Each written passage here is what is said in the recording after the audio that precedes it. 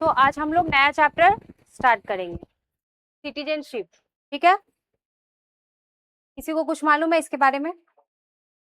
आप लोग को कौन से आप लोग का सिटीजनशिप क्या है? इंडियन सिटीजनशिप ना? ठीक है, चलिए इसके बारे में हम लोग और डिटेल्स जान लेंगे। सिटीजनशिप क्या है, नहीं है, कैसे ये प्राप्त किया जा सकता है। ठीक है, आप लोग देखते होंगे कि कोई इंडिया का ही था, अब जो है उसको मतलब वो जो है अमेरिका का सिटीजन है, ऐसा होता है ना। तो कैसे होते हैं, ठीक है, सब कुछ हम लोग इसमें जानेंगे। तो स्टार्ट करते हैं।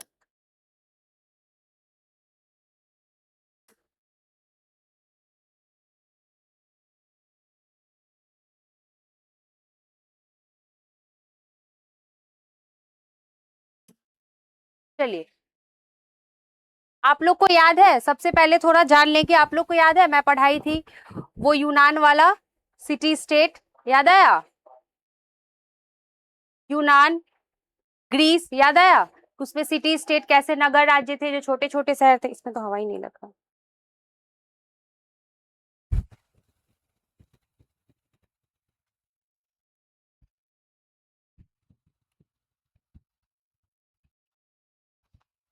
चलिए यहाँ पे देखिए, तो पहले हम लोग थोड़ा सा बेसिक देख लेंगे, फिर देखिए यहाँ पे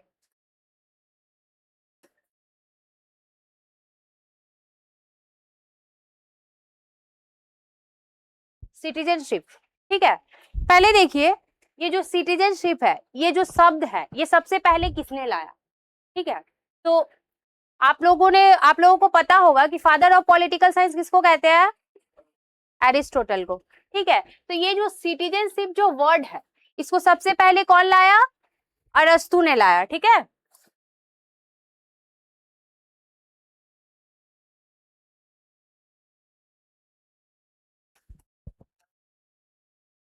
देखिए तो ये जो अरस्तु थे, जिसे फादर ऑफ पॉलिटिकल साइंस कहा जाता है, इन्होंने ही जो है सबसे पहले जो सिटीजनशिप जो जो नागरिकता, सॉरी, सिटीजनशिप नागरिकता जो शब्द है, इसकी जो परिभाषा है, सबसे पहले किसने लाया?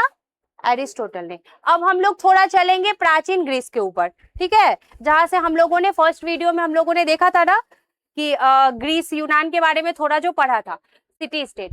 तो याद होगा आप लोगों को कि हम लोगों ने क्या पढ़ा था कि जो ग्रीस में जो छोटे छोटे शहर होते थे, ठीक है, लाइक स्पार्टा, एथेंस, ये सब बताई थी। तो स्पार्टा और एथेंस जो है छोटे छोटे शहर हुआ करते थे। ठीक है, तो यहाँ पे देखिए सिटीजनशिप का मतलब क्या होता है। सिटीजनशिप का मतलब होता है कि आप किसी देश के नागरिक हो। ठीक है, आप किसी देश के मतलब किसी भी देश का सदस्य होना, मेंबर होना। ठीक है, उसको हम लोग बोलते हैं सिटीजनशिप, नागरिकता। ठीक है, तो यहाँ पे देखिए स्टार्टिंग से हम लोग देखेंगे ग्रीस।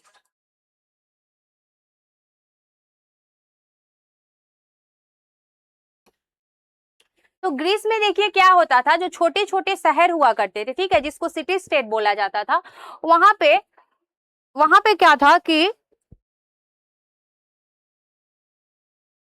वहां पे देखिए जितने लोग वहां पे रहते थे, ठीक है, जितने जितने लोग जो है उस जगह पे ग्रीस में जो लोग रहते थे, उसको जो है तीन कैटेगरीज में डिवाइड किया गया।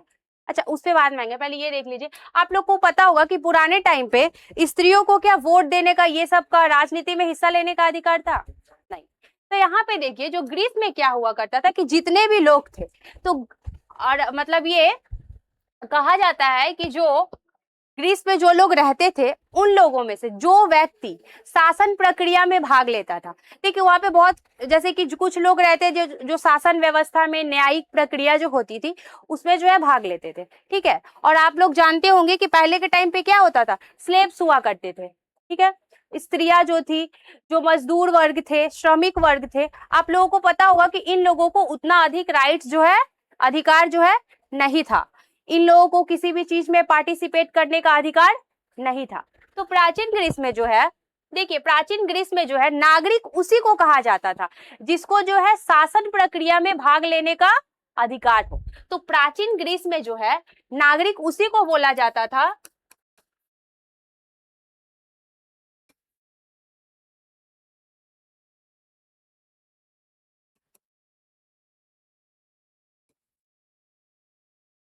शासन प्रक्रिया में जो भाग ले सकते थे। ठीक है, उन लोगों को। और आप लोग को पता होगा कि जो स्त्रियां होती थी उस टाइम पे, या जो स्लेव्स होते थे, ठीक है, दास होते थे, उन लोगों से क्या, उन लोगों को क्या ये राइट्स दिया जाता था? नहीं दिया जाता था। तो ग्रीस में केवल नागरिक, जो सिटीजनशिप होता था, नागरिक किसको बोला जाता था? सिर्फ इन्हीं लोगों को जो शासन प्रक्रिया होती थी उसमें जो भाग लेते थे। शासन प्रक्रिया क्या मतलब?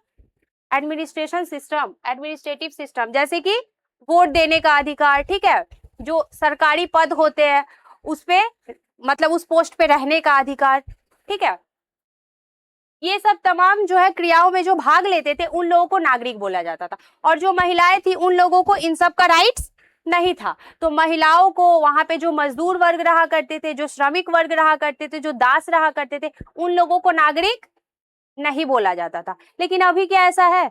अभी के टाइम से थोड़ा कंपेयर कीजिए, अभी क्या ऐसा है?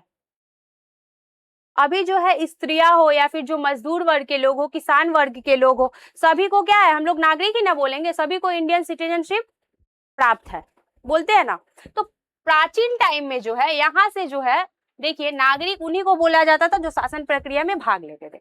इसके अलावे जो है, जो स्त्रियां होती थी, फिर जो श्रमिक वर्ग होते थे, मजदूर वर्ग होते थे, इन लोगों को नागरिक नहीं कहा जाता था। क्यों? क्योंकि ये लोग जो है शासन प्रक्रिया में जो है भाग लेने का अधिकार इन लोगों को नहीं था। क्लियर हुआ? लेकिन अभी जो है चीजें क्या है, मतलब पहले की जो विचारधारा थी वो बहुत ही संकीर्ण थी, अभी जो है विचारधारा क्या हो गई है, बदल चुकी है। अब चलिए नेक्स्ट देखते हैं।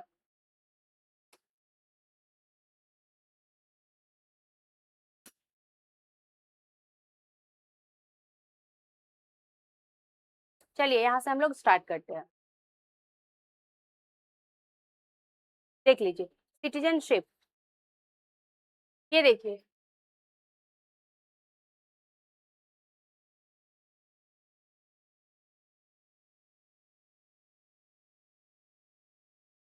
यहाँ पे देखिए, प्राचीन यूनान, प्राचीन समय में नागरिकता का क्षेत्र अत्यंत सीमित था।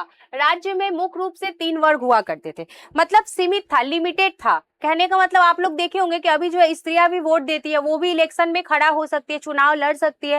राष्ट्रपति, अभी जो हम लोगों की राष्ट्रपति है वो खुद एक महिला है, ठीक है, आदिवासी जो वर्ग होते हैं वहां से है। तो पहले जो है ऐसा नहीं था। राष्ट्रपति तो दूर की बात है, इलेक्शन में वोट देने का ये सब, मतलब जो शासन की जो प्रक्रिया थी उसमें भाग लेने का अधिकार उनको, प्रशासनिक विभाग में भाग लेने का अधिकार उनको था ही नहीं। तो उस टाइम पे जो स्त्रियां थी उन लोगों को सिटीजन नहीं कहा जाता था। तो अब देखिए वही बात लिखा हुआ है जो मैं अभी अभी आपको बताई कि प्राचीन समय में नागरिकता, ये जो नागरिकता की जो कॉन्सेप्ट थी, जो धारणा थी, ठीक है, ये क्या थी, बहुत ही संकीर्ण थी, छोटी थी, ठीक है। अब देखिए बोला जा रहा है कि जो ग्रीस में क्या होता था कि जितने भी लोग उस वहां पे रहते थे उनको 3 पार्ट में डिवाइड कर दिया गया, 3 कैटेगरी में उनको रखा गया। देखिए क्या क्या है। फर्स्ट है नागरिक, जो मैं आपको बताई अभी अभी कि जो लोग स्वतंत्र लोग, जो प्रशासनिक व न्यायिक कार्यों में भाग ले सकते थे, उनका हिस्सा बन सकते थे, उनको ही सिर्फ सिटीजन्स बोला जाता था। अच्छा, एलियन क्या होता है? देखिए एलियन उसको बोलते हैं जो विदेशी होते हैं, ठीक है, एलियन मीन्स विदेशी, जो दूसरे देश के लोग होते हैं। जैसे मान लीजिए कि हमारे इंडिया, जैसे आप जो हो, मान लो कि अमेरिका गए कुछ दिन के लिए घूमने, तो आप क्या वहां पे चले गए तो वहां के सिटीजन कहलाओगे? नहीं, आप एक विदेशी बन के वहां पे गए हो ना, तो आप जो हो वहां पे ये क्या कहलाओगे? एलियन, विदेशी, ठीक है। अब देखिए दोनों में डिफरेंस क्या होता है कि जो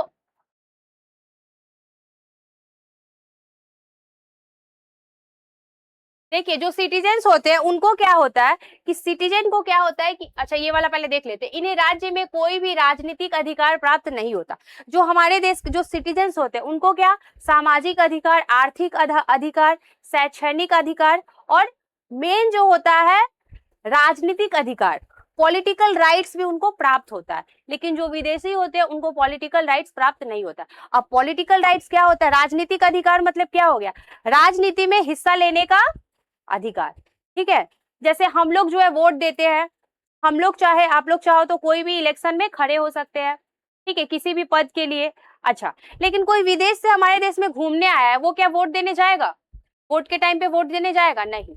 तो उसको राजनीतिक अधिकार प्राप्त नहीं है, ठीक है। तो यही होता है कि जो विदेशी होते हैं उनको देखिए शैक्षणिक अधिकार प्राप्त होता है, क्योंकि आते हैं ना बहुत भी लोग यहाँ से, कोई इंडिया से दूसरे देश में जाता है पढ़ाई करने के लिए, तो शिक्षा का अधिकार होता है। ठीक है, सामाजिक अधिकार मतलब समाज में उनका भी जो है, मतलब उनके साथ भी इक्वालिटी की जो बात आती है, समानता का अधिकार, वो भी उनको दिया जाएगा, मतलब उनको समान रिस्पेक्ट मिलेगा। ठीक है, अगर कोई जो है वहाँ, कोई विदेश से अगर हमारे देश में घूमने आया है तो उसकी सुरक्षा का जिम्मेदारी भी किसको होती है? सरकार की होती है ना, जब तक वो हमारे देश के अंदर है। तो ये सब अधिकार विदेशियों को भी होता है, लेकिन क्या राइट्स नहीं होता विदेशियों को?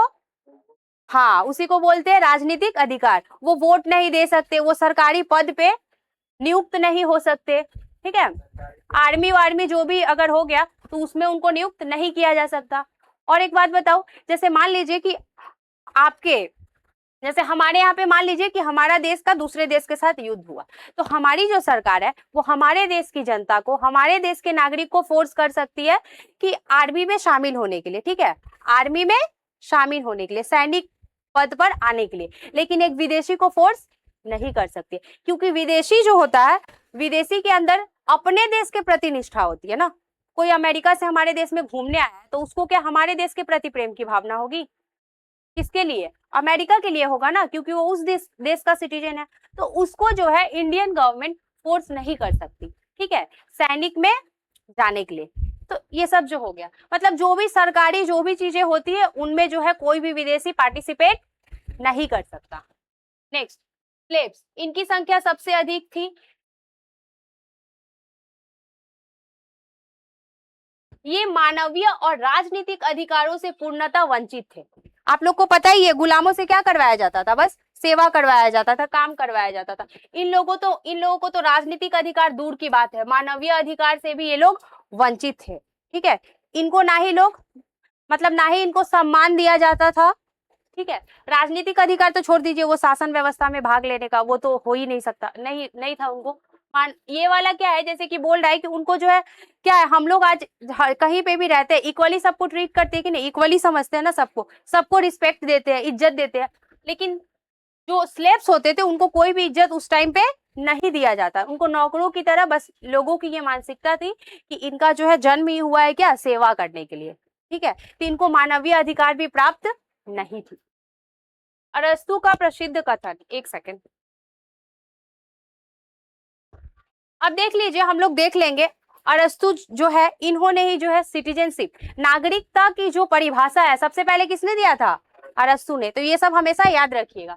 देख लीजिए, अरस्तु ने क्या कहा है? नागरिक वह है जो केवल राज्य के कार्यों, विमर्शी एवं न्यायिक प्रशासन में भाग लेता हो। ध्यान रहे कि प्राचीन समय में स्त्रियों और गुलामों को नागरिकता की श्रेणी से बाहर रखा गया था। तो इनका जो ये परिभाषा है, क्या आपको लगता है ये सही था? क्यों भाई, जो स्लेव्स हैं उन लोगों को भी तो राइट्स देना चाहिए ना।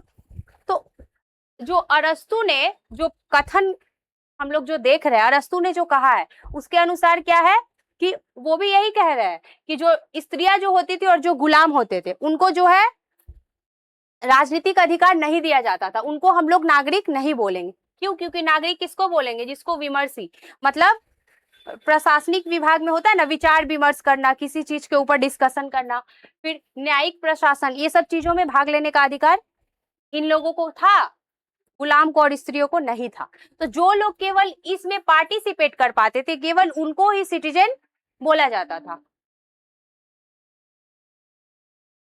अब देखिए आधुनिक युग, लेकिन वर्तमान समय में चीजें क्या है, बिल्कुल भी बदल चुकी है। वो जो संकीर्ण अवधारणा थी पुराने टाइम की, वो जो है चेंज हो चुकी है। आधुनिक युग में देखिए, वर्तमान समय में दास प्रथा का पूर्णतः अंत हो चुका है। अभी कोई दास बोल के ऐसा कुछ है? स्लेव बोल के कुछ नहीं है। आज का युग राष्ट्रीय राज्यों, नेशनल स्टेट्स का युग है, जहां नागरिकता की धारणा अत्यंत व्यापक एवं समावेशी हो चुकी है कि अब यह संकुचित सीमाओं से निकलकर विश्व नागरिकता, वर्ल्ड सिटीजनशिप व अंतरराष्ट्रीय स्वरूप की ओर अग्रसर है। अब जो है ये जो पुराने टाइम पे जो संकीर्ण अवधारणा थी, ये जो है बदल चुकी है। ठीक है, अभी क्या है कि लोगों के अंदर, ये तो पहले जो ये जो क्या बोलते हैं, दास प्रथा जो है ये पूरी तरह खत्म हो चुकी है, अभी नहीं है। और क्या है अभी के टाइम पे देखिए लोग क्या है, वर्ल्ड सिटीजनशिप क्या होता है, वर्ल्ड सिटीजनशिप का मतलब होता है कि विश्व के जितने भी लोग हैं उनको एक परिवार समझना, ऐसा कॉन्सेप्ट जो है अभी के टाइम पे आ चुका है। अब देखिए नागरिकता की मुख्य परिभाषा है, तो जैसा कि आप लोगों ने देखा है कि बहुत सारे जो राजनीतिक ये थे विद्वान थे उन्होंने अपने अपने तरीके से अपने अपने विचार को यहाँ पे प्रकट किया है। तो किसने क्या बोला है, नागरिकता की परिभाषा किसने क्या दिया है, वो थोड़ा देख लेंगे।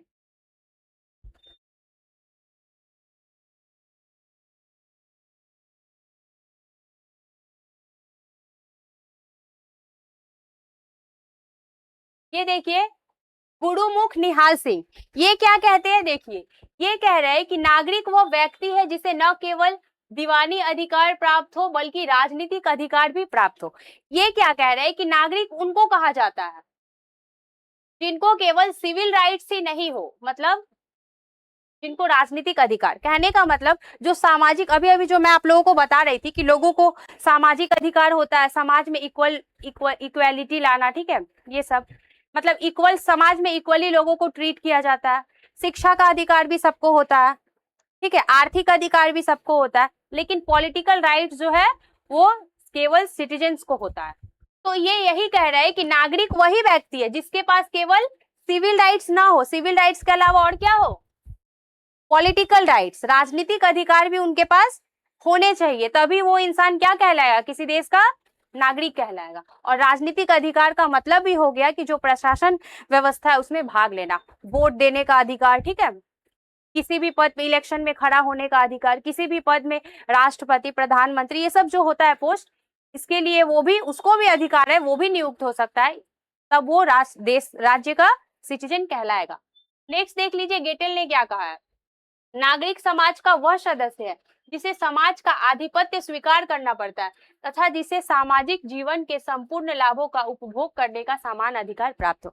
मतलब हमारे समाज में अगर समाज को कोई भी बेनिफिट मिल रहा है सरकार के द्वारा, सरकार जो है कोई भी सुविधा दे रही है, तो उस सुविधा को लेने का जो है सबको क्या हो, इक्वली राइट्स हो। अब बताइए आज हमारी सरकार अगर कोई स्कीम निकालती है, जैसे कि मान लीजिए कि बोला जा रहा है कि अगर शिक्षा अगर फ्री कर दिया जाए, तो ऐसा है कि नहीं, आधे लोगों को ऐसा है कि आपको जो है शिक्षा का अधिकार मतलब फ्री में मिलेगा, उसको पैसा देके पढ़ना पड़ेगा, ऐसा कुछ है नहीं, इक्वली ना। तो वही बोल रहा है गेटेल, क्या कह रहा है कि नागरिक समाज का वह सदस्य, मतलब नागरिक समाज का वह आदमी, वह इंसान जिसे समाज का आधिपत्य स्वीकार करना पड़े तथा जिसे सामाजिक जीवन के संपूर्ण लाभ, मतलब वही बोल रहा है ये कि समाज में अगर कोई भी सरकार के द्वारा अगर कोई भी बेनिफिट जनता को दिया जा रहा है तो वो बेनिफिट जो है सबको इक्वली मिलना चाहिए, सबको समान रूप से, देश के जितने भी लोग हैं सबको अगर समान रूप से मिलना चाहिए, ठीक है। नेक्स्ट लास्ट की, अपने आदेशित निर्णय को सार्वजनिक कल्याण के लिए लागू करना ही नागरिकता है। मतलब अगर नागरिक है तो कभी कभी उनको सबका कल्याण के लिए भी सोचना चाहिए। अच्छा, दूसरे देश के लोग आके हमारे देश में हमारे कल्याण के लिए सोचेंगे क्या, नहीं सोचेंगे, बिल्कुल नहीं सोचेंगे। क्यों सोचेंगे भाई, वो थोड़ी ना, ये उनका देश है, तो कोई विदेशी जो है नहीं ना सोचेंगे। तो नागरिक वही है जो अपने देश के जो है सार्वजनिक सभी लोगों के हितों के लिए जो सोचते हैं। नेक्स्ट देख लेंगे श्रीनिवास, इसके अलावा भी बहुत लोग हैं, देख लीजिए, बट यहाँ पे मैं चार ही पढ़ा रही हूँ आप लोगों को। देखो श्रीनिवास शास्त्री ये क्या कहते हैं, नागरिक राज्य का वह सदस्य है जो राज्य के अंतर्गत अपना पूर्ण व्यक्तित्व प्राप्त करने का अधिकार रखता है और उसे इस बात का सदा ध्यान रहता है कि राज्य का अधिक से अधिक कल्याण कैसे किया जाए। ये समझ में ही आ गया होगा कि जहाँ पे क्या हो, उसका पूर्ण व्यक्तित्व प्राप्त करने का मतलब वही, उसको जो है अपना व्यक्तित्व को प्राप्त करने का पूरा अधिकार हो, मतलब वही समाज में उनको सब कुछ जो है, जो भी अपॉर्चुनिटीज मिल रही है उनको इक्वली मिले, और ठीक है, और इस बात का भी ध्यान रहता है कि राज्य का अधिक से अधिक कल्याण कैसे किया जाए।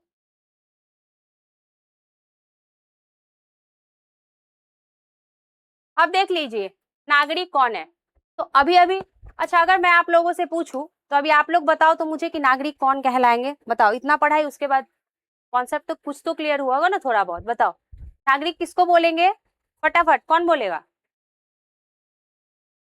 बोलिए बोलिए, कौन बोलेगा जल्दी, अरे इतना घबराने का कुछ नहीं है, बोलो। खड़ा होके बोलो, गलती भी होगा तो कोई दिक्कत नहीं है ना, यहाँ पे तो सिखाने के लिए है ना। बताओ बताओ जल्दी, कौन बताएगा?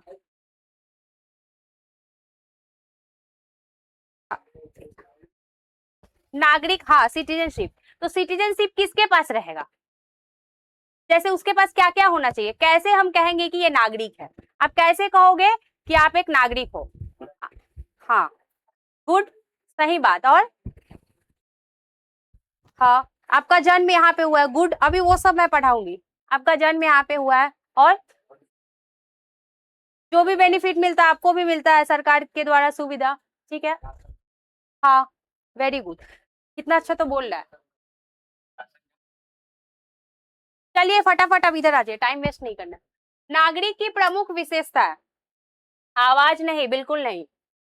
बात करने से ही फिर जो भी समझाऊंगी वो समझ में नहीं आएगा। देखिए यहाँ पे ध्यान दीजिए। अच्छा, नागरिकता की प्रमुख परिभाषा, ये तो हम लोगों ने देख लिया, सॉरी।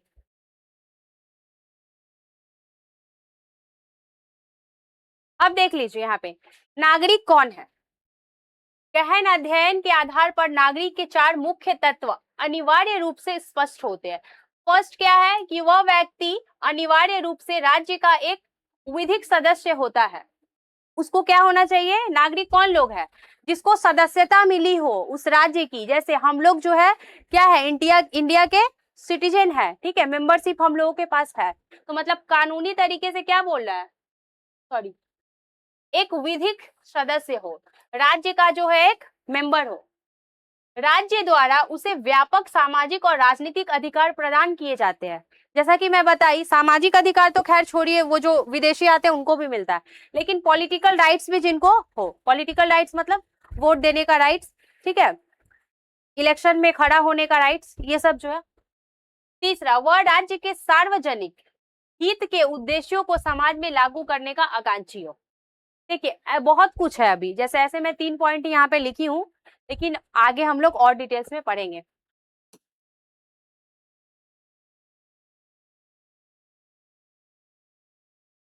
राज्य, सॉरी, फोर्थ पॉइंट, वह राज्य के प्रति पूरी भक्ति व निष्ठा रखता हो और राज्य का भी उस पर पूरा वैधानिक अधिकार हो। जो राज्य के प्रति निष्ठा रखता हो, निष्ठा मतलब क्या, कि राज्य के जो भी कानून है, जो भी नियम है, जो भी संविधान है, हम उसका सम्मान करेंगे, ठीक है। ऐसा नहीं कि हम आप लोग में से कोई ऐसा बोल सकते हो कि नहीं, मैं जो हूँ सरकार का ये नियम नहीं मान सकता या नहीं मान सकती, ऐसा बोलेंगे नहीं। जो भी राज्य के जो भी संविधान है, जो भी नियम है, उनका हमें सम्मान करना है, उसको मान के चलना है, उनको फॉलो करना है, ठीक है। तो ये भी एक नागरिक होने के लिए जो है, मतलब नागरिक का ये भी एक कर्तव्य बनता है कि वो अपने राष्ट्र के प्रति क्या हो, भक्ति की भावना, वो तो सबके पास होता है, ठीक है। अमेरिका में युद्ध होगा तो आप बोलेंगे कि नहीं अमेरिका के लिए हम अपनी जान दे देंगे, ऐसा कुछ होगा नहीं। किसके लिए आप बोल सकते हो कि मैं अपनी जान दे दूंगा या दे दूंगी? इंडिया के लिए। क्यों? क्योंकि आपके आपके मतलब दिल में अपने देश के लिए क्या है, भक्ति की भावना है। तो वो मतलब कॉमन बात है कि कोई भी अगर नागरिक जो है किसी भी देश का है तो उसको उस देश के प्रति जो है भक्ति की भावना रहती है। और निष्ठा मतलब कि वही कि हमें हमारा देश का जो भी संविधान है, नियम है, हम उनका रिस्पेक्ट करेंगे, उसको मान के चलेंगे।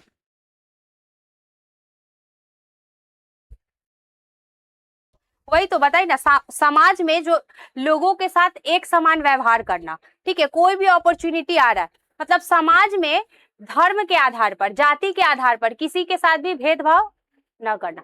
समाज से रिलेट करके सोचिए, मतलब उसका मतलब होता है समाज, समाज से जुड़ी हुई चीजें, जैसे कि समाज में जो है लोगों के साथ इक्वली व्यवहार करना। किसी को ऐसा है क्या कि आपसे अगर कोई लोअर कास्ट का आदमी आपके जहाँ पे आप रहते हो, जिस सोसाइटी में वहां पे रह रहा है, तो आप उसके साथ दुर्व्यवहार करोगे, उसको ऐसा कोई राइट्स नहीं है, ऐसा कुछ है कि सरकार का बेनिफिट्स आपको मिल रहा है उसको नहीं मिल रहा है, ऐसा कुछ है नहीं, ठीक है। तो यही सब चीजें जो है समाज में इक्वली जो है ट्रीट किया जाए, इसी को बोलते हैं, ठीक है। अब देखिए संपूर्ण और समान सदस्यता, क्या हुआ, बात नहीं, इधर देखिए आप लोग। अब देखिए संपूर्ण और समान सदस्यता, फुल एंड इक्वल मेंबरशिप, ये देखिए,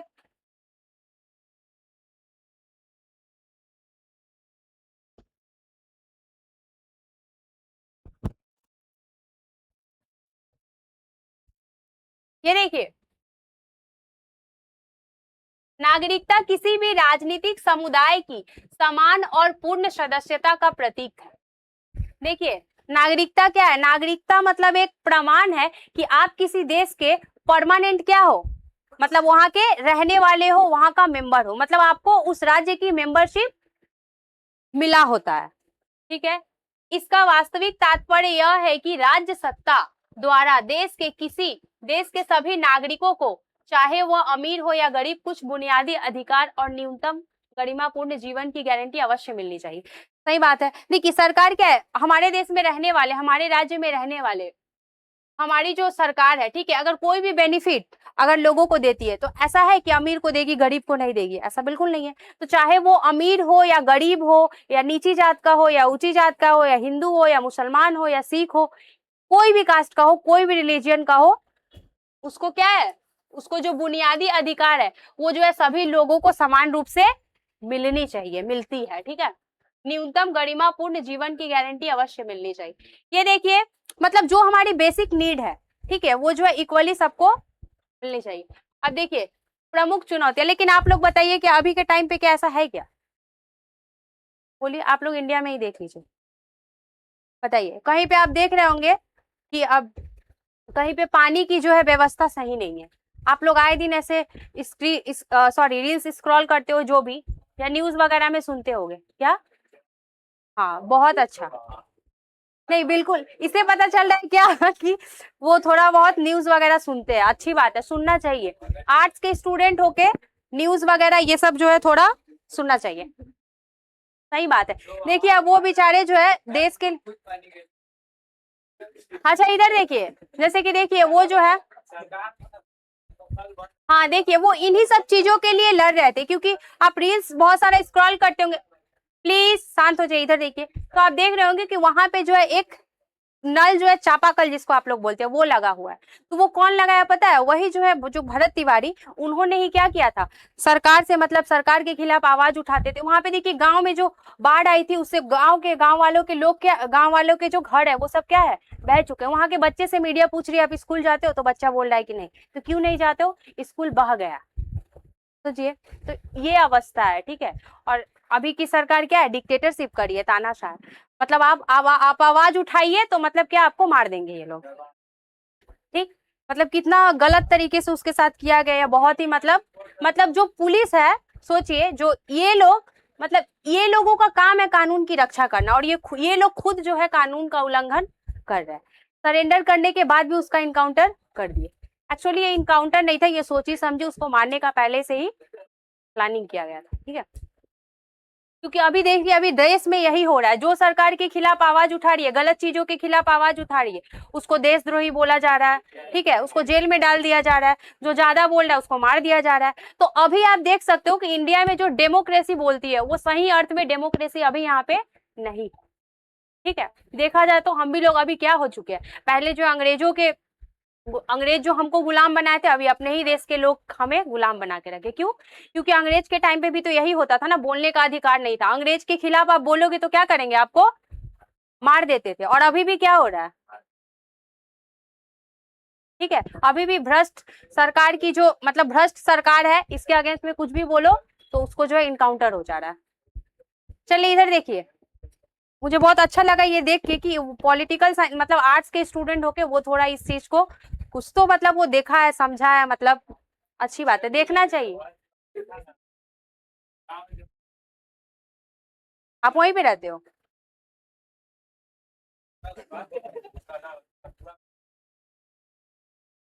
हाँ हाँ, वो तो है ही। अभी अच्छा आदमी को ऐसे ही मार दिया जाता है, जो कि बहुत ही गलत है। देखिए देखिए इधर पे, लेकिन जो है सरकार किस किस को मारेगी, एक भरत तिवारी को मारी, अभी फिर वहां के जो भी युवक है वो सब फिर अभी आवाज उठा रहे हैं। ठीक है, अच्छा चलिए अब थोड़ा इस पे आ जाते हैं। ठीक है, देख लीजिए इधर पे।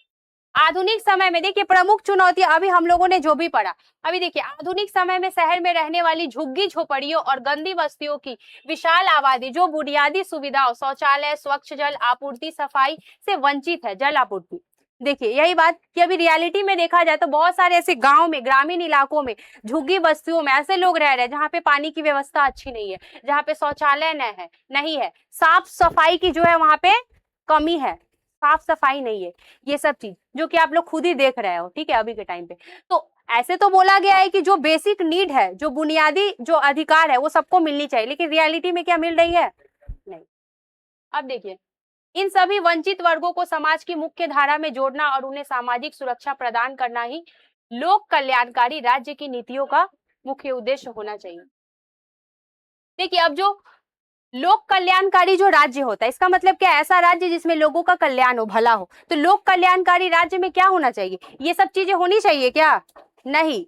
मतलब ये क्या, ये सब चीज जो शौचालय की जो है नहीं है, वहां पे जल की आपूर्ति है, सफाई ठीक से नहीं है, ऐसा जो है नहीं होना चाहिए। एक जो कल्याणकारी राज्य होता है वहां पे ये सब चीजें जो है सबको, मतलब सब चीज की सुविधा जो है अच्छी तरह से जनता को मिलनी चाहिए। अब देख लीजिए यहाँ पे,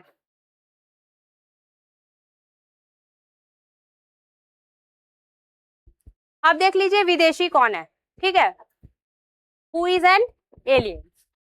विदेशी वो व्यक्ति है जो किसी राज्य में अस्थायी रूप से निवास करता है, लेकिन उसने अपनी मूल संप्रभु राज्य की नागरिकता का त्याग नहीं किया हो। जैसे जैसे ये वाला तो मैं आप लोगों को पहले ही बता दिया। आप लोग बताओ एलियन किसको बोलते हैं, बताओ फटाफट।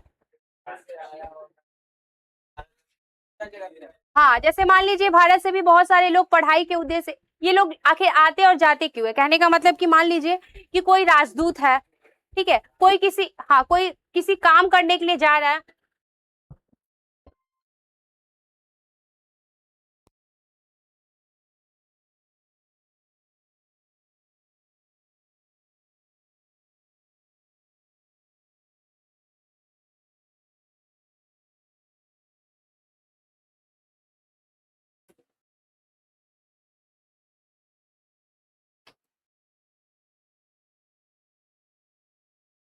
चलिए बकवास मत कीजिए, बात मत कीजिए क्लास में, इधर देखिए। अब यहाँ पे देख लीजिए विदेशी कौन है। विदेशी वो व्यक्ति है जो किसी राज्य में अस्थायी रूप से निवास करता है, लेकिन उसने अपने मूल संप्रभु राज्य की नागरिकता का त्याग नहीं किया। जैसे कि मान लीजिए आप जो है, आप में से कोई जो है इंडिया में इंडिया से जो है अमेरिका गए पढ़ाई करने के लिए, तो आप वहां पे क्या कहलाओगे? आप उस देश के सिटीजन नहीं हो, क्या हो? एलियन हो, विदेशी हो। किसी एक मतलब पढ़ाई करने के उद्देश्य से वहां पे गए हो, आप वहां पे परमानेंट नहीं रहोगे, पढ़ाई करने के बाद आप अपने देश वापस आ जाओगे।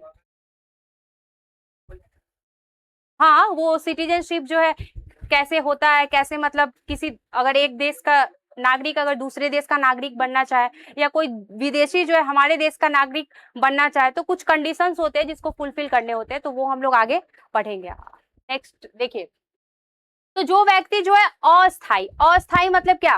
परमानेंट जो है निवासी नहीं होता है। जैसे आप इस देश के परमानेंट निवासी हो, ठीक है, आप अगर कहीं कहीं पे जाओगे जॉब करने के लिए, तो जॉब करके फिर क्या करोगे? आप इंडिया वापस आ जाओगे कुछ महीनों के लिए, कुछ दिनों के लिए। ऐसे कोई घूमने जा रहा है तो घूमने के बाद फिर वो वापस आ जाएगा, ठीक है। हमारे देश में मान लीजिए कि कोई अमेरिका या कनाडा, कोई भी दूसरे देश से कोई भी लोग आया है घूमने के लिए या जॉब करने के लिए या पढ़ाई करने के लिए, तो ऐसा है कि वो सारा जीवन इंडिया में ही रह जाएंगे? नहीं। तो वो क्या है, अपना काम पूरा करके फिर अपने देश जो है वापस लौट जाएंगे। तो जो अस्थाई, मतलब अस्थाई रूप से हमारे देश में रह रहे हैं, उनको हम लोग क्या बोलेंगे? वो क्या है? विदेशी है, हमारे देश के नागरिक नहीं है। हम भी लोग किसी दूसरे देश में जाते हैं पढ़ाई करने या नौकरी करने, कुछ महीनों के लिए वहां पे रहते हैं, तो हम लोग को वो लोग क्या नागरिक बोलेंगे? नहीं बोलेंगे। क्या बोलेंगे? विदेशी, ठीक है। अच्छा, अच्छा, ये देखिए विदेशियों के प्रमुख प्रकार, ये देख लीजिए। जो किसी अन्य राज्य में अस्थायी रूप से आकर बस गए हो, देख लीजिए, जो किसी अन्य राज्य में आकर अस्थायी रूप से आकर बस गए हो, ठीक है। मतलब अस्थायी रूप मतलब परमानेंट नहीं, टेम्पोररी, कुछ दिन के लिए वो आया है, कुछ महीने के लिए, पढ़ाई के लिए या जॉब के लिए या घूमने के लिए, किसी भी उद्देश्य से।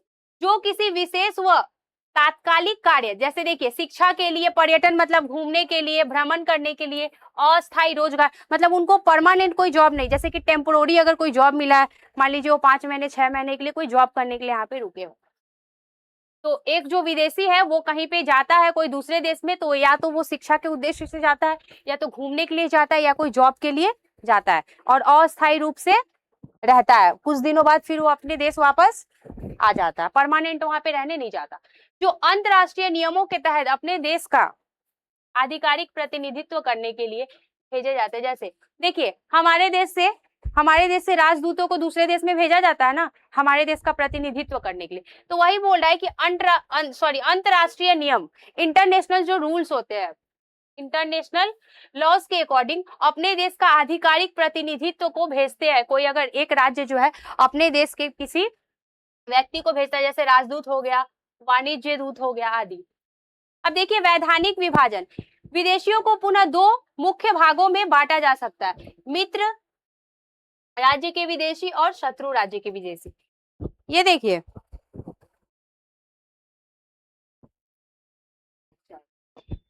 तो जो विदेशी भी होते हैं ना वो दो तरह के होते हैं, ठीक है।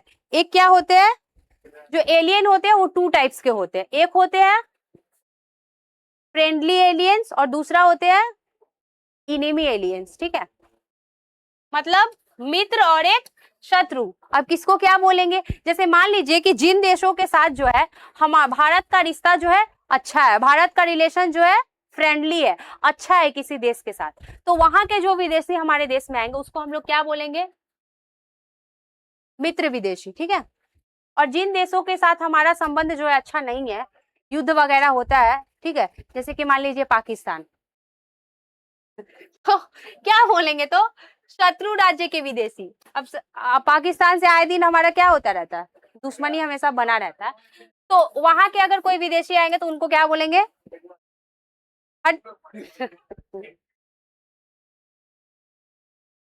अच्छा फटाफट देखिए, इधर देख लीजिए अधिकारों की स्थिति, ये देख लीजिए विदेशियों को राज्य में सामाजिक अधिकार और जीवन का संरक्षण तो प्राप्त होता है, लेकिन राजनीतिक अधिकार, जैसा कि मैं आप लोगों को पहले भी बता दी कि विदेशी को क्या होता है, सामाजिक अधिकार मिले होते हैं, आर्थिक अधिकार भी होते हैं, शैक्षणिक आधार भी होते हैं, लेकिन उनको पॉलिटिकल राइट्स नहीं होता। वो जो है वोट नहीं दे सकते, इलेक्शन में खड़े नहीं हो सकते, राष्ट्रपति या जो उपराष्ट्रपति होता है उसके उस पद के लिए वो नियुक्त नहीं किए जा सकते, ठीक है। ये सब अधिकारों से विदेशियों को वंचित रहना पड़ता है, उन्हें निवास वाले राज्य के कानूनों का पालन करना अनिवार्य होता है, ठीक है। लेकिन ये है कि देखिए जितने दिन अगर मान लीजिए यूएसए से कोई आदमी जो है हमारे देश में घूमने आया, तो मतलब वो नागरिक नहीं है, विदेशी है, तो क्या हमारे जो रूल्स है वो फॉलो नहीं करेगा, करेगा। जैसे कि देख लीजिए हम लोग रास्ते में जा रहे हैं तो ट्रैफिक रूल्स हम लोग फॉलो कर रहे हैं, तो अगर विदेशी आएंगे तो उनको भी तो फॉलो करना पड़ेगा ना, ठीक है।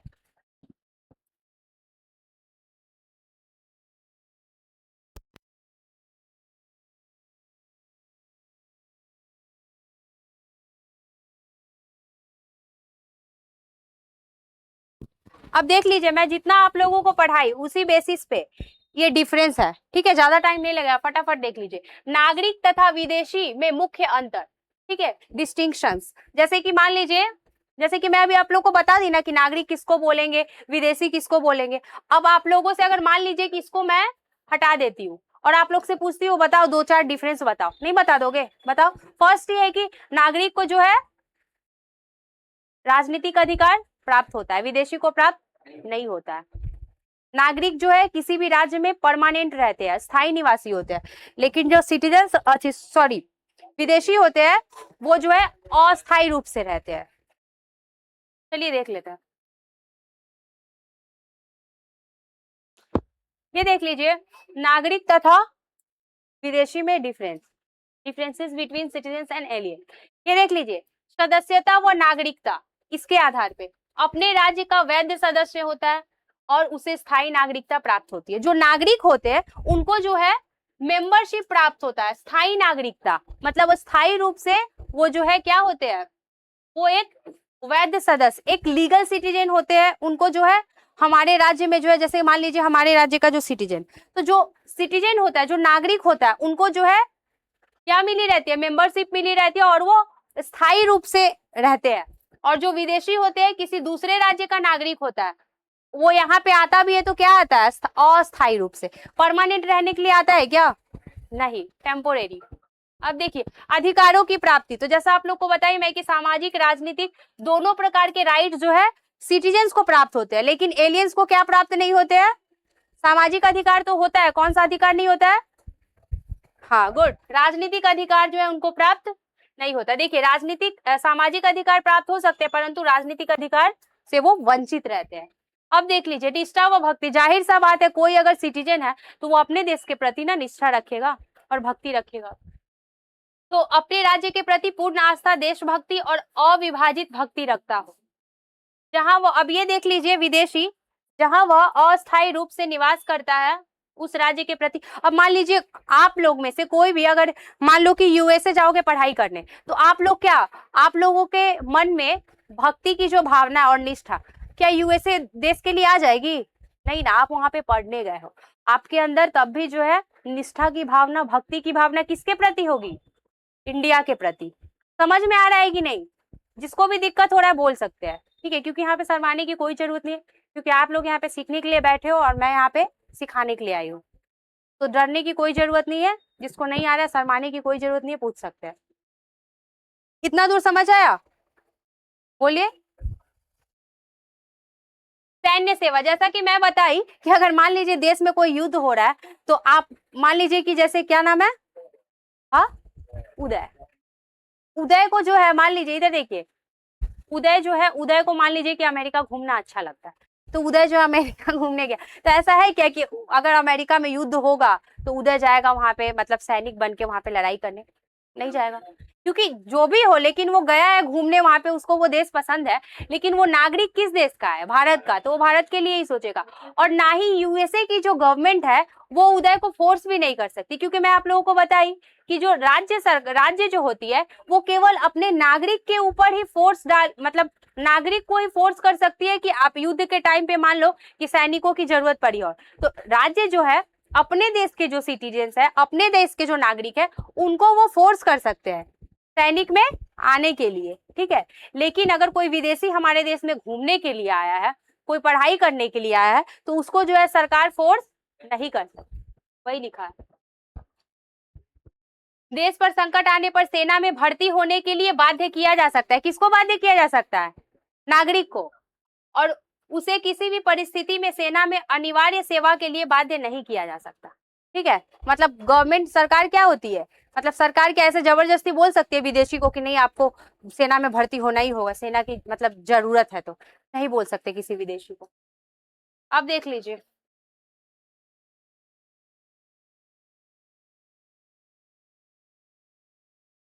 वर्गीकरण या प्रकार।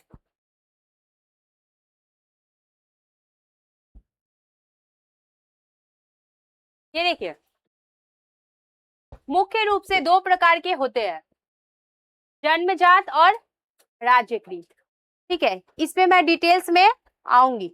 जन्मजात क्या होता है? जो सिटीजन्स होते हैं उनका वो दो तरह के होते हैं, मतलब या तो उनको कैसे सिटीजनशिप प्राप्त होता है, जन्मजात। जैसे कि अभी आप लोग बोल रहे थे ना, जैसे कि अगर आपका जो है जन्म कहाँ हुआ, इंडिया में, तो आपको कोई जो है ये की जरूरत नहीं है, आप बाय बर्थ जो हो इंडियन सिटीजन हो, ठीक है। आपका जन्म ही हुआ है इंडिया में तो आप जो है इंडिया के सिटीजन। तो एक जन्मजात सिटीजनशिप मिली होती है, दूसरा है राज्यकृत। राज्यकृत क्या होता है?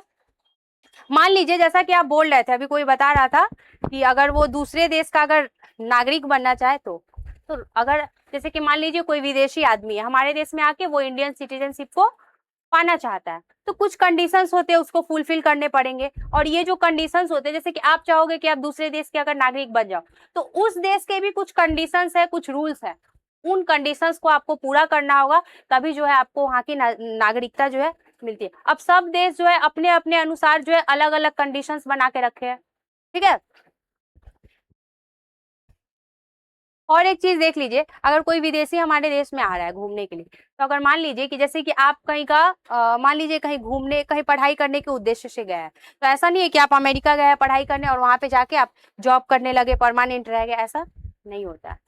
क्योंकि अगर जैसे मान लीजिए कोई एक विदेशी जो है हमारे देश में आता है, तो हम अपने देश में देखिए आप लोग जहां मर्जी वहां जाना चाहो, इस यूनिवर्सिटी, अगर आप कोई यूनिवर्सिटी या कॉलेज स्कूल में पढ़े तो आपकी मर्जी, आपको वो पसंद नहीं आ रहा, आप वहां से दूसरे स्कूल में जा सकते हो, दूसरे कॉलेज में जा रहे हो तो जा सकते हो। लेकिन जो विदेशी होते हैं ना, वो अगर मान लीजिए कि अगर वो एक जगह पे है और एक जगह से वो दूसरे जगह कहीं पे जा रहा है, कोई दूसरे स्टेट में या कहीं पे भी, तो उनको पता है, उनको जो स्थानीय पुलिस होता है पहले उसको इन्फॉर्म करना पड़ता है, ठीक है। लेकिन हम लोगों के ऊपर कोई ऐसा प्रतिबंध है क्या कि हम लोग बिना ये रोक टोक कोई कर सकता है क्या? नहीं, हम लोग जा सकते हैं। क्यों? क्योंकि हम लोग यहाँ के सिटीजन हैं, ठीक है। लेकिन विदेशियों को ये राइट्स नहीं है। वो अगर कहीं जा रहे हैं तो उसके लिए पहले उसको स्थानीय पुलिस स्टेशन जो होता है वहां पे उनको इन्फॉर्म करना पड़ता है।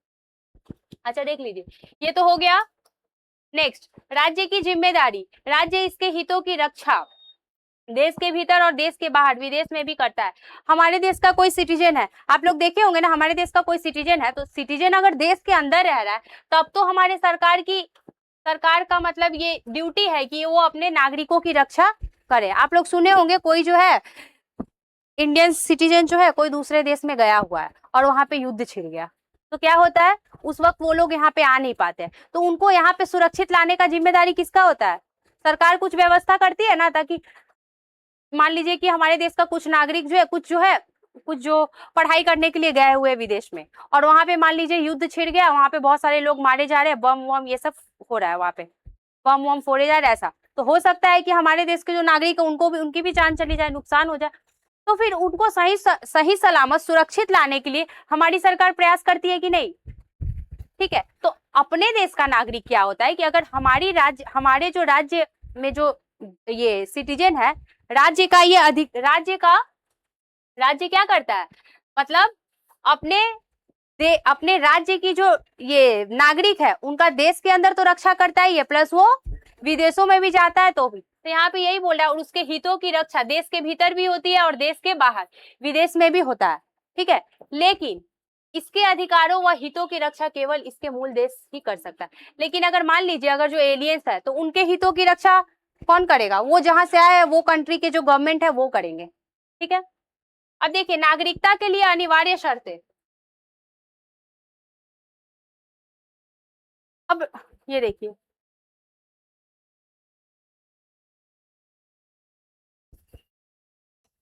ये देख लीजिए, नागरिकता के लिए अनिवार्य शर्तें। राजनीतिक विश्लेषण के अनुसार नागरिक होने के लिए निम्नलिखित शर्तें जो है, ये कंडीशंस जो है मैंडेटरी है, आवश्यक है। ये देखिए, राज्य की सदस्यता। राज्य की सदस्यता, व्यक्ति अनिवार्य रूप से किसी न किसी संगठित संप्रभु राज्य का वैधानिक सदस्य होना चाहिए। मतलब जो नागरिक होंगे उनके लिए क्या क्या होना चाहिए? अगर कोई कहता है कि मैं इस देश का नागरिक हूं, तो नागरिक है इसके लिए क्या क्या होना चाहिए वो सब। अधिकारों का उपभोग, अगर कोई व्यक्ति नागरिक है तो कानूनी दृष्टि से उसे राज्य द्वारा प्रदत्त सामाजिक और राजनीतिक अधिकारों का व्यवहारिक उपभोग प्राप्त हो।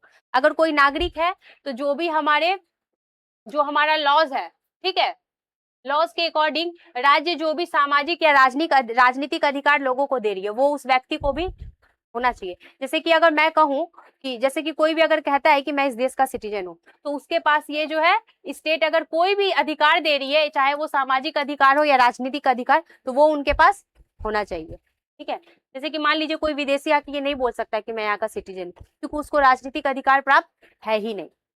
देख लीजिए, राज्य के प्रति निष्ठा, नागरिकता की भावना में सुचारू संचालन के लिए राज्य के प्रति अटूट भक्ति, कर्तव्य परायणता और आस्था परम आवश्यक है। कोई अगर किसी देश का सिटीजन है तो जाहिर सा बात है, ये जो नागरिकता की जो भावना है कि हम इस देश के नागरिक है, आप इस देश के नागरिक हो या मैं इस देश की नागरिक हूँ, ये जो भावना है, तो ये भावना को सही रूप से संचालन करने के लिए राज्य के प्रति क्या है, एक सिटीजन को अपने राज्य के प्रति अटूट भक्ति की भावना होनी चाहिए। कर्तव्य परायणता, ये नहीं है कि मैं इस देश की सिटीजन हूं तो सिर्फ जो सरकार जो भी गवर्नमेंट है वो जो भी राइट्स है मैं बस उस राइट्स को एंजॉय करूंगी, नहीं, हमारी कुछ ड्यूटीज भी है, जो राज्य के प्रति कुछ ड्यूटीज भी है जिनको हम लोगों को करने होते हैं, ठीक है। आस्था परम आवश्यक है, अपने राज्य के प्रति आस्था रखना। क्लियर हुआ? अब देखिए, नागरिकों की श्रेणियां, क्लासिफिकेशन ऑफ सिटीजन।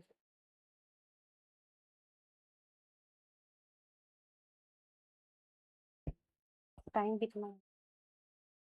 ये देख लीजिए, नागरिकों की क्लासिफिकेशन ऑफ सिटीजन। अधिकारों और वैधानिक प्रक्रियाओं के आधार पर नागरिकों को निम्नलिखित श्रेणियों में विभाजित किया जाता है। ये बहुत ही आसान है, ये जो हेडिंग है इसी से आप लोग को समझ में आ रहा होगा। देखिए, अल्पवयस्क नागरिक, माइनर सिटीजन्स, जो क्या होता है, जो प्राय सभी आधुनिक देशों में एक निश्चित आयु सीमा 18 वर्ष पार करने पर ही राजनीतिक अधिकार मिलते हैं। होता है ना, वोट देने का राइट्स क्या है, 18 के बाद है, ठीक है।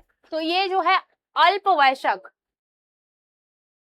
होता है। अगर मान लीजिए कि कोई अभी 18 ईयर्स का नहीं हुआ है, तो उसको क्या है, वोट देने का राइट्स अभी नहीं है। जैसे कि आप लोगों को वोट देने का राइट्स है नहीं, अभी आप लोग क्लास 11th में हो। ये देखो, जो व्यक्ति इस निर्धारित आयु से कम होते हैं उन्हें अल्पवयस्क नागरिक कहा जाता है, ठीक है। सामाजिक संरक्षण, मतलब इनको सामाजिक संरक्षण तो मिलता है लेकिन राजनीति में पार्टिसिपेट करने का राइट्स अभी नहीं है। जैसे कि आप लोग सामाजिक जो भी संरक्षण है वो आप लोग को मिलता है, लेकिन पॉलिटिक्स में पार्टिसिपेट नहीं कर सकते, बिकॉज आप लोग 18 ईयर से कम हो, आपकी एज 18 ईयर से कम है। तो ये पता ही चल रहा है, अल्पवयस्क, ठीक है। अब देखिए नेक्स्ट आता है, बात नहीं, बिल्कुल नहीं, ये देख लीजिए, बस यही लास्ट है, बस देख लीजिए। मताधिकार प्राप्त वयस्क नागरिक, अब जिसका 18 ईयर्स हो चुका है, ठीक है, जिसको वोट देने का राइट्स है, उसको हम लोग क्या बोलेंगे, मताधिकार प्राप्त, मतलब वोट देने का जिनको राइट्स हो उसको क्या बोलेंगे, वयस्क नागरिक। वे सभी व्यक्ति जो राज्य द्वारा निर्धारित न्यूनतम वयस्क आयु पूरी कर चुके हैं। मतलब जो राज्य जो है, हर एक राज्य में ऐसा नहीं है, जरूरी नहीं है कि 18 ईयर से फिक्स किया गया हो। सब देश जो है अपने, मतलब जो नागरिक है उसको वोट देने का राइट्स जो है, कोई 18 करती है, कोई 20 करती है, ऐसा। देखिए इधर, तो यहाँ पे क्या है कि जिसकी जो भी राज्य ने जो निर्धारित की है जो आयु सीमा, अगर वो पूरी हो गई है, जैसे 18 अगर आप लोग जब हो जाओगे तो आप लोग को राइट्स मिल जाएगा, ठीक है। अभी आप लोग क्या हो, अल्पवयस्क, अल्पवयस्क क्या हो, नागरिक हो, ठीक है। और जब आप 18 ईयर्स के हो जाओगे, जब आप लोग वोट देने लगोगे, तो आप लोग कहलाओगे मताधिकार प्राप्त वयस्क नागरिक, ठीक है। नेक्स्ट आता है मताधिकार वंचित वयस्क नागरिक। देखिए, ऐसे नागरिक जिनको जो है वोट देने के अधिकार से वंचित कर दिया गया हो। जैसे देखिए, वे वयस्क नागरिक जो किसी विशेष वैधानिक कारणवश, जो किसी रीजन से, मान लीजिए कि वो मानसिक अस्वस्थ, कोई जो है मेंटली थोड़ा, मतलब जो एबनॉर्मल है, थोड़ा पागल वागल है, इस टाइप का, दिवालियापन मतलब पागल है, ठीक है, या न्यायालय द्वारा गंभीर अपराध में सजा मिल, या फिर मान लीजिए कि हमारे कोर्ट ने उसको कोई ऐसा सजा दिया है जिसके कारण वो, सजा मिलने के कारण मताधिकार से अस्थायी स्थायी रूप से वंचित हो भी सकता है। कि मान लीजिए कोई पागल है या कोई कोर्ट ने उसे कोई ऐसा सजा दे दिया हो, तो वो जो है टेम्पोररी, कुछ सालों के लिए जो है उसको वोट देने का अधिकार ना हो, या फिर परमानेंट भी हो सकता है, स्थायी रूप से उसका जो है वोट देने का राइट छीन लिया जाता हो, ठीक है। जन्मजात नागरिक, देखिए नेचुरल बॉर्न सिटीजन्स, वो व्यक्ति जो जन्म के स्थान या अपने माता पिता की नागरिकता के सिद्धांत के आधार पर स्वतः ही राज्य की नागरिकता प्राप्त कर सकते। जैसे कि आप लोग यहाँ पे जन्म हुआ है, तो आप बोल रहे थे ना अभी, तो वही बात है कि यहाँ पे जन्म हुआ है तो आप इस देश के सिटीजन्स हो। अगर मान लीजिए कि कोई जो इंसान है, कोई एक कपल जो है, मतलब जिनकी शादी हो गई है, मान लीजिए वो लोग कहीं विदेश में जा रहे हैं घूमने, ठीक है। अब विदेश में वो लोग घूमने गए, तो हो सकता है उनके बच्चे का जन्म वहां पे ही हो जाए, तो क्या बोलोगे, माँ बाप जो है इंडियन सिटीजन है और वो बच्चा क्या अमेरिका का सिटीजन कहलाएगा, अगर अमेरिका गया घूमने तो नहीं। एक तो बाई बर्थ जो होता है सिटीजनशिप, तब क्या होगा कि उस बच्चे को भी भारत की नागरिकता मिलेगी। क्यों? क्योंकि उसके माँ बाप कहाँ के हैं, भारत के। तो यहाँ पे वही लिखा है, माता पिता की नागरिकता के आधार पर भी, तो माता पिता के नागरिकता के आधार पे उस बच्चे को भारत की नागरिकता मिलेगी। राज्यकृत नागरिक, ये देख लीजिए, वो व्यक्ति जो मूल रूप से किसी अन्य देश के नागरिक होते हैं, परंतु बाद में किसी राज्य की कानूनी प्रक्रिया निश्चित अवधि तक निवास या निर्धारित शर्तों को पूरा करके नागरिकता, ये देख लीजिए नेचुरलाइज्ड सिटीजन। अभी अभी जो मैं आप लोगों को बोली ना कि अगर जैसे आप पूछ रहे थे ना कि अगर कोई दूसरे राज्य का अगर नागरिक बनना चाहे, तो वही बात है, उसको कुछ कंडीशंस होते हैं, उसको फुलफिल करने पड़ेंगे, फिर वो दूसरे देश का नागरिक बन सकता है। उसको कुछ साल तक उस देश में रहना होगा, ये सब भी कंडीशंस होते हैं। और भी बहुत कुछ, कोई कोई राज्य कहता है कि हमारे देश की जो संपत्ति है वो थोड़ी खरीदनी पड़ेगी, ताकि ये यकीन हो जाए कि आप परमानेंट यहाँ पे रहोगे।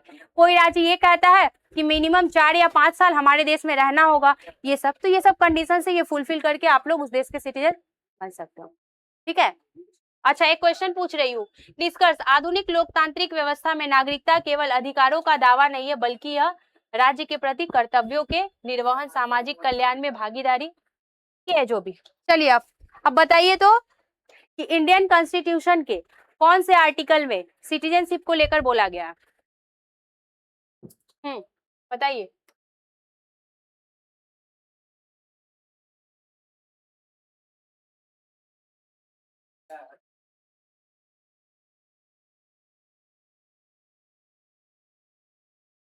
अरे मुंह बंद। आर्टिकल 5 to 11, ठीक है।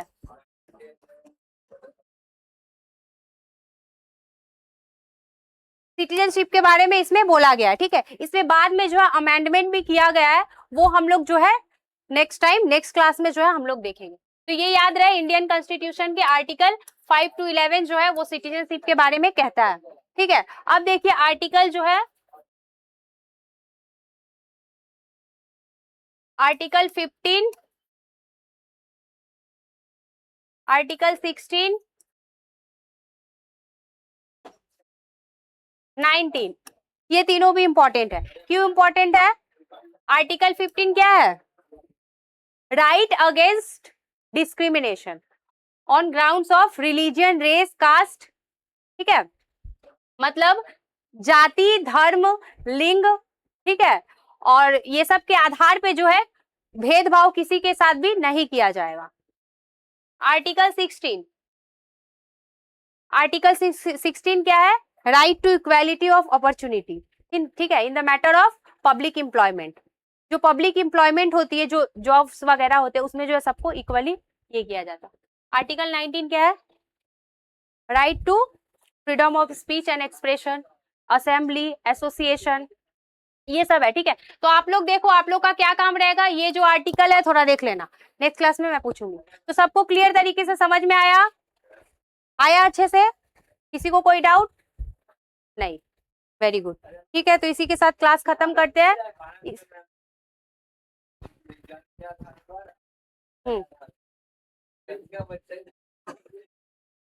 अच्छा ठीक है, तो आज का क्लास यहीं पे खत्म करते हैं, फिर नेक्स्ट वीडियो में मिलते हैं।